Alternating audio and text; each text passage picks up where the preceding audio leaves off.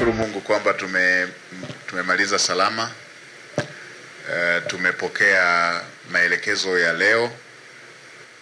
Tutaunganisha na yale ambayo yalishakwisha kutoka kupitia dira, ilani ya uchaguzi, mpango wa miaka mitano na ule wa mwaka mmoja na maelekezo ya leo, pamoja na yale ambayo yalishakwisha kutolewa, tukianza na yale ya siku 100 ili tuanze kukimbia tuelekee mbele. Nilisema juzi pale, naendelea kusisitiza kila mwanatimu member lazima tuende kwa gia ya kupandia mlima, ya kukatisha kwenye mawingu, ya kukatisha kwenye mawimbi ya bahari. Lazima tuwafikie Watanzania kule waliko. Sasa kwa sababu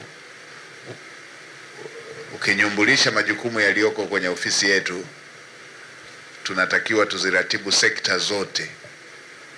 Kwa lazima kwa wakati kila kitu tuende nacho kwa kasi inayotarajiwa kuwapatia Watanzania matokeo ya haraka.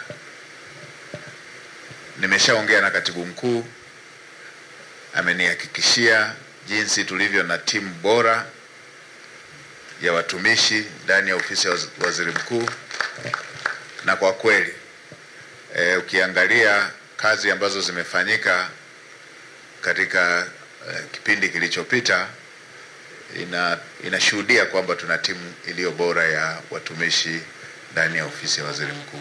Kwa mimi ni matumaini yangu kwamba tutashirikiana ili tuweze kuhakikisha tunakidhi hayo matarajio ya Watanzania yaliyoko mbele.